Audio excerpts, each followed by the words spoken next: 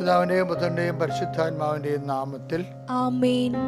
പ്രിയമുള്ളവരെ, ഇന്ന് ആഴ്ച പ്രാർത്ഥിക്കുക. അമ്മേ പരിശുദ്ധ അമ്മേ, അമ്മേ പരിശുദ്ധ ദേവമാതാവേ, ദൈവമാതാവേ, അങ്ങ് കൃപാസനത്തിൽ പ്രത്യക്ഷപ്പെട്ട് വരാൻ പോകുന്ന മഹാദുരന്തത്തിൽ നിന്ന് രക്ഷപ്പെടാനും എല്ലാവർക്കും വേണ്ടി പ്രാർത്ഥിക്കുവാനും ആവശ്യപ്പെട്ടിട്ട് 20 വർഷം കഴിഞ്ഞ ഈ വേളയിൽ കൃപാസനത്തിലൂടെ ഞങ്ങൾക്കും ഈ ദേശത്തിനും അങ്ങ് മാസം തേടി തന്ന എല്ലാ അനുഗ്രഹങ്ങൾക്കും ഞങ്ങളിപ്പോൾ ഹൃദയം നിറഞ്ഞ നന്ദി പറയുന്നു. അമ്മേ പരിശുദ്ധ അമ്മേ, ജപമാല മാതാവേ, സകല പ്രാർത്ഥനയോടും ചേർത്ത് ഞങ്ങളിപ്പോൾ പ്രാർത്ഥിക്കുന്ന ഈ കുടുംബത്തിന്റെ പ്രത്യേക നിയോഗം.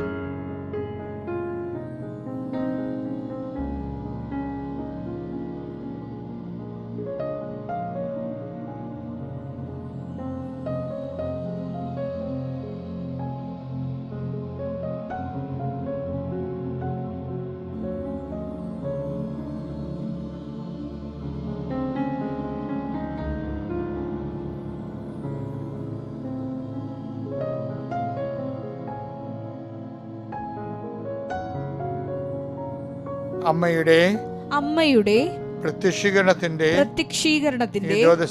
ദ്വാദശക വേളയിൽ ഞങ്ങൾക്ക് സാധിച്ചു തരുവാൻ കനിയണമേ. വിശ്വാസ പ്രമാണം. സർവശക്തനായ പിതാവും ആകാശത്തിന്റെയും ഭൂമിയുടെയും സൃഷ്ടാവുമായ ദൈവത്തിൽ ഞാൻ വിശ്വസിക്കുന്നു. അവിടുത്തെ ഏകപുത്രനും ഞങ്ങളുടെ കർത്താവുമായ ഈശോമിശിഹായിലും ഞാൻ വിശ്വസിക്കുന്നു. ഈ പുത്രൻ പരിശുദ്ധാത്മാവിനാൽ ഗർഭസ്ഥനായി കന്യകാമറിയത്തിൽ നിന്ന് പിറന്ന് പൊന്തിയോസ് പീലാത്തോസിന്റെ കാലത്ത് പീഡകൾ സഹിച്ച് കുരിശിൽ തറയ്ക്കപ്പെട്ട് മരിച്ച് അടക്കപ്പെട്ട് പാതാളങ്ങളിൽ ഇറങ്ങി മരിച്ചവരുടെ ഇടയിൽ നിന്ന് 3-ാം നാൾ ഉയർത്ത് സ്വർഗത്തിലേക്ക് എഴുന്നള്ളി സർവശക്തിയുള്ള പിതാവായ ദൈവത്തിന്റെ വലതുഭാഗത്തിരിക്കുന്നു. അവിടെ നിന്ന് ജീവിക്കുന്നവരെയും മരിച്ചവരെയും വിധിക്കുവാൻ വരുമെന്നും ഞാൻ വിശ്വസിക്കുന്നു. പരിശുദ്ധാത്മാവിലും ഞാൻ വിശ്വസിക്കുന്നു. വിശുദ്ധ കത്തോലിക്കാ സഭയിലും പുണ്യവാന്മാരുടെ ഐക്യത്തിലും പാപങ്ങളുടെ മോചനത്തിലും ശരീരത്തിന്റെ ഉയർപ്പിലും നിത്യമായ ജീവിതത്തിലും ഞാൻ വിശ്വസിക്കുന്നു. ആമേൻ. സ്വർഗ്ഗസ്ഥനായ ഞങ്ങളുടെ പിതാവേ, അങ്ങയുടെ നാമം പൂജിതമാകണമേ. അങ്ങയുടെ രാജ്യം വരണമേ. അങ്ങയുടെ തിരുമനസ് സ്വർഗത്തിലെ പോലെ ഭൂമിയിലുമാകണമേ. അന്നു വേണ്ടുന്ന ആഹാരം ഇന്ന് ഞങ്ങൾക്ക് തരണമേ. ഞങ്ങളോട് തെറ്റ് ചെയ്യുന്നവരോട് ഞങ്ങൾ ക്ഷമിക്കുന്നത് പോലെ ഞങ്ങളുടെ തെറ്റുകൾ ഞങ്ങളോടും ക്ഷമിക്കണമേ. ഞങ്ങളെ പ്രലോഭനത്തിൽ ഉൾപ്പെടുത്തരുതേ, തിന്മയിൽ ഞങ്ങൾ രക്ഷിക്കണമേ. ആമേൻ. നന്മ നിറഞ്ഞ മറിയമേ, സ്വസ്തി. കർത്താവ് അങ്ങയുടെ കൂടെ സ്ത്രീകളിൽ അങ്ങ് അനുഗ്രഹിക്കപ്പെട്ടവളാകുന്നു. അങ്ങയുടെ ഉദരത്തിൻ ഫലമായി ഈശോ അനുഗ്രഹിക്കപ്പെട്ടവനാകുന്നു. പരിശുദ്ധ മറിയമേ, തമ്പുരാന്റെ അമ്മേ, പാപികളായ ഞങ്ങൾക്ക് വേണ്ടി ഇപ്പോഴും ഞങ്ങളുടെ മരണസമയത്തും തമ്പുരാനോട് അപേക്ഷിക്കണമേ. ആമേൻ. നമ്മൾ ആശീർവാദ പ്രാർത്ഥനയിൽ കിടക്കുന്ന മുമ്പായിട്ട് എല്ലാവരും മൗനമായി. കുഞ്ഞുങ്ങളൊക്കെ പരീക്ഷയ്ക്കുള്ള കുഞ്ഞുങ്ങളൊക്കെ ഉണ്ടെങ്കിൽ അവരൊക്കെ ഉണർന്നിട്ടുണ്ടെങ്കിൽ അവരോട് വന്ന് ചേർന്ന് നിൽക്കാൻ പറയണം. അല്ലെങ്കിൽ അവരുടെ മൊബൈലെടുത്ത് അവരും അതിനകത്ത് പങ്കെടുക്കാൻ വേണ്ടി പറയണം. ചെറിയ കുഞ്ഞുങ്ങളാണെങ്കിൽ അമ്മമാർ തന്നെ അടുത്ത് വിളിച്ച് അവരെ അവിടെ ശിരസ് കൈവച്ചുകൊണ്ടിരിക്കണം. ഞാൻ കുഞ്ഞുങ്ങളെ ഈ പരീക്ഷ ടൈമിൽ അവരെ നമ്മൾ ഓർത്ത് പ്രാർത്ഥിച്ചിട്ടാണ് മറ്റ് പ്രാർത്ഥനകൾ ചെയ്യുന്നത്. കർത്താവ് നിന്റെ ഉന്നതമായ നാമത്തിന് സ്വസ്ഥം ചെയ്യുന്നു. കർത്താവ് നിന്റെ വിശുദ്ധ പൗരോഹിത്യത്തെ മഹത്വപ്പെടുത്തണമെന്ന് പ്രാർത്ഥിക്കുന്നു. കർത്താവ് സഭയിലുള്ള സാന്നിധ്യം പ്രകടമാക്കണമേ. 39 വർഷം ഞാൻ അർപ്പിച്ച കുർബാനയുടെ യുഗതയാൽ കൃപാസ്ഥാനത്താറ് ജീവനോടെ പ്രത്യക്ഷപ്പെട്ട പരിശുദ്ധ അമ്മയുടെ മാധ്യസ്ഥത്തിൽ കൃപാസ്ഥാനത്താറ് നടന്ന 10,000 ആരാധന ശക്തിയാൽ ഇന്നിവിടെ ആരെല്ലാം പ്രാർത്ഥനയിൽ പങ്കെടുക്കുന്നുവോ അവരുടെ മേലെല്ലാം കർത്താവിൻ്റെ കരുണ ചൊരിയാൻ വേണ്ടി പ്രാർത്ഥിക്കുന്നു. കർത്താവ് ബുദ്ധി കുറഞ്ഞ മക്കളുടെ കർത്താവ്, ഓട്ടിസമുള്ള മക്കളുടെ കർത്താവ്, ഹൈപ്പർ ആക്ടിവിറ്റിയുള്ള മക്കളുണ്ട് ഈശോയെ. ആ കുഞ്ഞുങ്ങളെല്ലാവരും ഗർഭത്തിൽ തന്നെ കർത്താവ് ആന്തരികമായ അപകടങ്ങൾ ഹൃദയത്തിന് ഹോളാണെന്നൊക്കെ പറഞ്ഞിട്ട് ടെർമിനേറ്റ് ചെയ്യാൻ പറഞ്ഞ കുഞ്ഞുങ്ങളുണ്ട് ഈശോയെ. എല്ലാം അതിൻ്റെ അവരുടെ അമ്മമാരുടെ വേദനകളുണ്ട് ഈശോയെ. അതെല്ലാം കുഞ്ഞുങ്ങളോട് ബന്ധപ്പെട്ട് വരുന്ന എല്ലാ വിഷയങ്ങളെയും അങ്ങയുടെ തിരുസന്നിധിയെ സംബന്ധിച്ച് പ്രാർത്ഥിക്കുന്നു. എൻ്റെ കർത്താവ് പഠിക്കുന്ന കുഞ്ഞുങ്ങളെ സംബന്ധിച്ച് പ്രാർത്ഥിക്കുന്നു. പഠിച്ചിട്ട് ഉറക്കം നിന്ന് കർത്താവ് റിലേ പോയ കുഞ്ഞുങ്ങളുണ്ട് ഈശോയെ. അത് ക്വസ്റ്റ്യൻ പേപ്പർ കേൾക്കുമ്പോൾ ഞാൻ ഒന്നും പഠിച്ചിട്ടില്ല, ഒന്നും ഓർമ്മയിലില്ലെന്ന് ഞാൻ അന്താളിച്ചിരിക്കുന്ന കുഞ്ഞുങ്ങളുണ്ട് ഈശോയെ. അവരെല്ലാം സ്പർശിക്കണം പ്രാർത്ഥിക്കുന്നു. എൻ്റെ കർത്താവിൻ്റെ ഉന്നതമായ നാമത്തിൽ സഭയുടെ അധികാരത്തിൽ കുരിശിൻ്റെ അടയാളത്തിൽ ദൈവശക്തി നീ ആസ്വദിക്കപ്പെടട്ടെ. കർത്താവെ, ഇന്ന് ഈ പ്രാർത്ഥന കൂടുന്ന കുടുംബനാഥന്മാരെ, കുടുംബനാഥകൾ, മറ്റുള്ളവരെ, അവരെ എല്ലാം കർത്താവ് നീ ആശീർവദിക്കണമേ. അവരുടെ യാത്രകളെ ആശീർവദിക്കണമേ, അവരുടെ സംരംഭങ്ങളെ ആശീർവദിക്കണമേ, അവരുടെ ഉദ്യമങ്ങളെ നീ ആശീർവദിക്കണമേ, അവർ ചെയ്തു വെച്ചിരിക്കുന്ന കാര്യങ്ങൾ, അവരുടെ ഹോംവർക്കുകൾ നീ ആശീർവദിക്കണമേ. കർത്താവെ, എന്തെല്ലാം വിഷയങ്ങൾക്ക് വേണ്ടിയാണോ മനുഷ്യർ ഇന്ന് ആദിക്കൊള്ളുന്നത്, അവരുടെ യാത്രകൾ, യാത്രയുടെ തടസ്സങ്ങൾ, യാത്രയുടെ എന്നേക്കുവാൻ തടസ്സം വന്നു പോയിട്ടുള്ള സഹോദരങ്ങൾ, അവിടെ ജോലി സാധ്യത മങ്ങിപ്പോയിട്ടുള്ളവരെ, കർത്താവ് ഭവന നിർമ്മാണത്തിലിരിക്കുന്നവർ, ഭവനം നിർമ്മിക്കാൻ വേണ്ടി ഒരു സ്ഥലം പോലും ഇല്ലാത്ത, ഒരു 4 സെൻറ്റ് സ്ഥലം പോലും ഇല്ലാത്തവരെ കർത്താവെ, അങ്ങനെയുള്ള എല്ലാവരും സൂചിച്ച് പ്രാർത്ഥിക്കുന്നു. ഓരോരോ സ്ഥലത്ത് അപേക്ഷയും ഒക്കെ വച്ചിട്ട് ലോണിനായാലും വീടിനായാലും പലതരത്തിലുള്ള അപേക്ഷകൾ, അതിന് പ്രോജക്റ്റിൻ്റെ അപേക്ഷകൾ, അതുപോലെ തന്നെ സ്കോളർഷിപ്പിൻ്റെ അപേക്ഷകൾ, ഇങ്ങനെയെല്ലാം റിജക്റ്റായി പോകുന്നവർ, പിന്നെ അത് കാത്തിരിക്കുന്നവർക്ക് സുബോധർക്കുമായ വാർത്തകൾ കിട്ടിക്കൊണ്ട് കർത്താവെ, അവരുടെ പരാതി പോരായ്മകൾ നീ തന്നെ പരിഹരിച്ചുകൊണ്ട് കർത്താവെ, അവർക്ക് നിന്നിൽ ആനന്ദിച്ചുകൊണ്ട് അവരുടെ ജീവിത വിജയം കൈവരിക്കുവാൻ എൻ്റെ കർത്താവിൻ്റെ ഉന്നതമായ നാമത്തിൽ സഭയുടെ അധികാരത്തിൽ കുരിശടയാളം ഞാൻ നിങ്ങളുടെ ജീവിതത്തെ ആസ്വദിക്കുന്നു. എൻ്റെ പ്രിയപ്പെട്ടവരെ, നമ്മളിന്നേ അതായത് മർക്കോസിൻ്റെ സുവിശേഷത്തിലെ മർക്കോസ് 8:23, 8:26 ഒരുമിച്ച് പരിശോധിക്കുക. എൻ്റെ വിഷയം ഇതാണ്: കർത്താവ് ഒരു അന്ധനെ സുഖപ്പെടുത്തുന്നുണ്ട്. അപ്പം കർത്താവ് അവനെ സുഖപ്പെടുത്തുമ്പോൾ കുറച്ച് പേര് കൂടി ഈ ബെത്സയിദയിൽ വെച്ചേ, ബെത്സയിദ എന്ന് പറയുന്ന ഒരു സമുദ്രതീര പട്ടണമാണ്. അവിടെ ഈശോ എത്തിയപ്പോൾ കുറച്ച് പേര് കൂടി ഒരു അന്ധനെ കൈക്ക് പിടിച്ചുകൊണ്ട് അവൻ്റെ അടുത്ത് വരികയാണ്. പക്ഷെ അവനെ സുഖപ്പെടുത്തുന്ന മുമ്പ് കർത്താവ് കാണിച്ച 2 കാര്യങ്ങളുണ്ട്. ഒന്ന്, സുഖപ്പെടുത്തുന്ന മുമ്പ് അവനെ ഗ്രാമത്തിൻ്റെ വെളിയിലേക്ക് കൊണ്ടുപോയി. സുഖപ്പെടുത്തി കഴിഞ്ഞ ശേഷം അവനോട് പറഞ്ഞു, നിങ്ങൾ ഈ ഗ്രാമത്തിൽ പ്രവേശിക്കുക പോലും ചെയ്യരുതെന്ന് പറഞ്ഞു. നമുക്ക് ആ ഭാഗം വായിച്ചു കേട്ടിട്ട് അതിനെക്കുറിച്ച് ധ്യാനിക്കാം. മർക്കോസ് 8:23. അവൻ അന്ധനെ കൈക്ക് പിടിച്ച് ഗ്രാമത്തിന് വെളിയിലേക്ക് കൊണ്ടുപോയി അവന്റെ കണ്ണുകളിൽ തുപ്പിയ ശേഷം അവന്റെ മേൽ കൈകൾ വെച്ചുകൊണ്ട് ചോദിച്ചു, നീ എന്തെങ്കിലും കാണുന്നുണ്ടോ? അതായത് അവൻ പറഞ്ഞു, ഞാൻ പറയുന്ന ഇതാണ്, ഞാൻ മനുഷ്യരെ കാണുന്നുണ്ട്, അവർ മരങ്ങളെപ്പോലെ ഇരിക്കുന്നു. പിന്നെ ഈശോ കൈവച്ച് പ്രാർത്ഥിക്കും. പക്ഷേ അവനപ്പോഴ് മനുഷ്യരെ തന്നെ തെളിച്ച് ഉള്ള പോലെ കാണും. അതിന് ശേഷം ഈശോ അവനോട് പറയും, വായിച്ചേ, എന്താ പറയണത്? 8:26 വായിച്ചേ. മർക്കോസ് 8:26. ഗ്രാമത്തിൽ പ്രവേശിക്കുക പോലും ചെയ്യരുതെന്ന് പറഞ്ഞ് യേശു അവനെ വീട്ടിലേക്ക് അയച്ചു. അപ്പൊ കർത്താവ് ഒരു വീര്യശക്തി പ്രവർത്തിക്കുന്ന ഒരു കാര്യം ചെയ്യുമ്പോൾ ഗ്രാമത്തിൽ നിന്ന് കൂട്ടിക്കൊണ്ടുപോരും, അതിനെ വേർപെടുത്തും.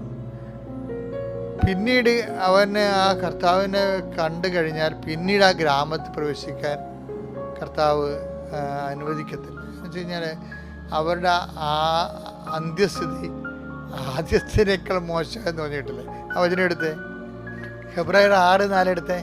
ഒരിക്കൽ പ്രകാശം ലഭിക്കുകയും. കണ്ട, ഈ ബെത്സയിദ കുരുടന്റെ കാഴ്ച വഴി വചനത്തിൽ ഭയങ്കര ബന്ധമുള്ളത് തോന്നുന്നു. എന്താണ്? ഒരിക്കൽ പ്രകാശം ലഭിക്കുകയും സ്വർഗീയ സമ്മാനം ആസ്വദിച്ചറിയുകയും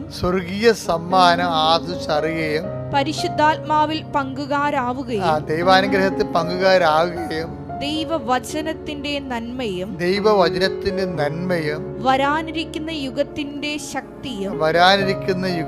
ശക്തിയും രുചിച്ചറിയുകയും ചെയ്തവർ വീണു പോവുകയാണെങ്കിൽ അവരെ അനുതാപത്തിലേക്ക് പുനരാനയിക്കുക അസാധ്യമാണ്. ഇവൻ പഴയ കൂട്ടുകളിലേക്ക് പോയി കഴിഞ്ഞാലേ, ചില ദൈവത്തെ നിന്ദിക്കുന്നുണ്ട്. ചില കൂട്ടായ്മകളിലൊക്കെ എപ്പോഴും ദൈവത്തിന്, ചില വീടുകളിൽ ചില പൊളിച്ച അപ്പന്മാരായാലും അമ്മമാരായാലും, എപ്പോഴും അപ്പന്മാർ പ്രത്യേകിച്ച്, അല്ലെങ്കിൽ ഏതെങ്കിലും കുറച്ച് വിദ്യാഭ്യാസമൊക്കെ വന്ന് കിട്ടിയ തങ്ങളാരോ വലിയ ആളായിപ്പോയി എന്ന് കണ്ടാൽ, തങ്ങൾക്കൊരു ജോലി കിട്ടി സ്വന്തം കാലിലായി കഴിയുമ്പോൾ ഉടനെ അവരുടെ സ്റ്റൈലിന് വേണ്ടി അവർ ദൈവത്തെ നിഷേധിക്കും. എന്നിട്ട് വല്ല ഫ്രീ തിങ്കേഴ്സ് എന്ന എന്തെങ്കിലുമൊക്കെ വിളിച്ച് പറഞ്ഞിട്ട് അവർ വേറെ സ്റ്റാറ്റസ് ഉണ്ടാക്കും. ദൈവത്തെ അംഗീകരിക്കണത് ചെറുക്ക് ചില പോരായ്മയെ തരും. അതായത് റോമ 1:20 ഇടയ്ക്കൊക്കെ പറയണതാണ് ചെറുക്ക്. അപ്പോൾ അതുപോലെയുള്ള ചിന്താപദ്ധതികളൊക്കെ ചെന്ന് ചാടും. അപ്പോൾ അങ്ങനെ വരുമ്പോൾ എപ്പോഴും നമ്മൾ ശ്രദ്ധിക്കണം. നമ്മുടെ അതുകൊണ്ടാണ് ഈശോ ഇങ്ങനെയുള്ളവരുടെ ദൈവികമായ കാര്യങ്ങളിലേക്കാണ് ജീവിക്കാൻ ഉദ്ദേശിക്കുന്നുണ്ടെങ്കിൽ ദൈവത്തിനെതിരായിട്ടുള്ള ശക്തികളുമായിട്ടുള്ള ചങ്ങാത്തം അവസാനിപ്പിക്കണം.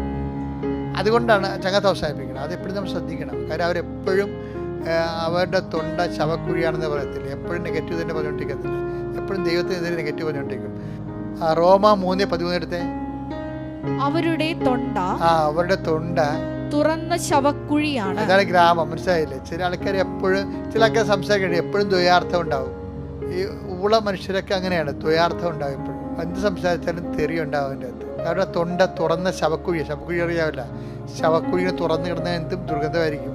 അവരെപ്പോഴും നെഗറ്റീവ് തന്നെ, കുറ്റം തന്നെ പറഞ്ഞുകൊണ്ടിരിക്കുന്നവരുണ്ട്.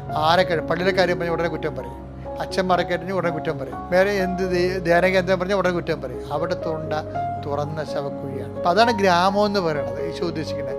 അങ്ങനെയുള്ള ആൾക്കാരുടെ കൂട്ടായ്മ അവസാനിക്കും. പിന്നെ എന്താ പറയണത്? അതിൻ്റെ മർക്കോസ് അവനെ സുഖപ്പെടുത്തി ചോദിച്ചു. എന്തായാലും സുഖപ്പെടുത്തും. 8:26 എന്താ എഴുതിയിരിക്കണം? ഒന്ന് വായിച്ചേ. മർക്കോസ് 8:26. ഗ്രാമത്തിൽ പ്രവേശിക്കുക പോലും ചെയ്യരുത്. അവൻ സുഖപ്പെട്ട് അനുസരിച്ച് തിരിച്ച് അങ്ങോട്ട് പോകരുതെന്ന്. ആ കൂട്ടായ്മയിലേക്ക്, ആ കൂട്ടത്തിലെ ചില കുപ്പിക്കൂട്ടങ്ങളൊക്കെ ഉണ്ടല്ലോ, വൈകിട്ട് എന്താ പരിപാടിയൊക്കെ ചോദിക്കത്തില്ലേ? എന്ത് പറഞ്ഞാലും ചത്തവൻ്റെ വീട്ടിൽ പരിചരിക്കാൻ കൂടിയാലും കുഴി വെട്ടണവരെ ചില ആൾക്കാർ നിന്നിട്ട് ആ ചത്തവൻ്റെ അപ്പം സങ്കടപ്പെട്ടിരിക്കണമെങ്കിൽ അപ്പനോട് ചോദിക്കും, അപ്പം എങ്ങനെയാണെന്ന് ചോദിക്കും. അതാണ് പരിപാടി. അതാണ് ഗ്രാമം എന്ന് വെച്ച് കഴിഞ്ഞാൽ യവനെ സംബന്ധിച്ചുള്ള ആര് ചത്താലും ആരെ വെട്ടിമൂടിയാലും യവന് സ്മോൾ വേണം. അതാണ് ഗ്രാമം എന്ന് പറയുന്നത് ഈശോ ഉദ്ദേശിക്കുന്നത്. അത് വില്ലേജ് എന്നുള്ള അർത്ഥമല്ല. ഇതുപോലെ ദൈവത്തെ മറന്ന് ജീവിക്കുന്ന, ദൈവത്തിനേക്കാൾ ഒന്നാം സ്ഥാനം വേറെ പല പല കാര്യങ്ങൾക്ക് കൊടുക്കുന്നവരാണ്. അപ്പോഴേ ഈശോ എന്താ പറയണത് അവനോട്? ഇത്തരം കൂട്ടായ്മയിൽ പ്രവേശിക്കുക പോലും 8:26. അത് ഈ നോൻപുകാരൻ പ്രത്യേകം ശ്രദ്ധിക്കണം. ഇത്തരം കൂട്ടായ്മ പ്രവേശിക്കുക പോലും ചെയ്യരുത്. ചെയ്താൽ എന്ത് സംഭവിക്കും?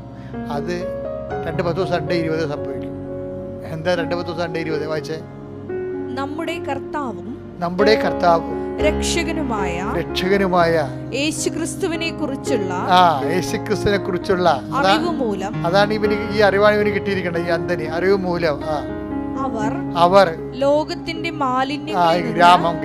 ഗ്രാമത്തിന്റെ മാലിന്യങ്ങൾ, ലോകത്തിന്റെ മാലിന്യങ്ങളിൽ നിന്ന് രക്ഷപ്രാപിച്ചതിന് ശേഷം വീണ്ടും അവയിൽ കുരുങ്ങുകയും അവയാൽ തോൽപ്പിക്കപ്പെടുകയും ചെയ്യും. നമ്മളായിരിക്കും തോൽപ്പിക്കപ്പെടാൻ പോണത്. കണ്ടില്ലേ?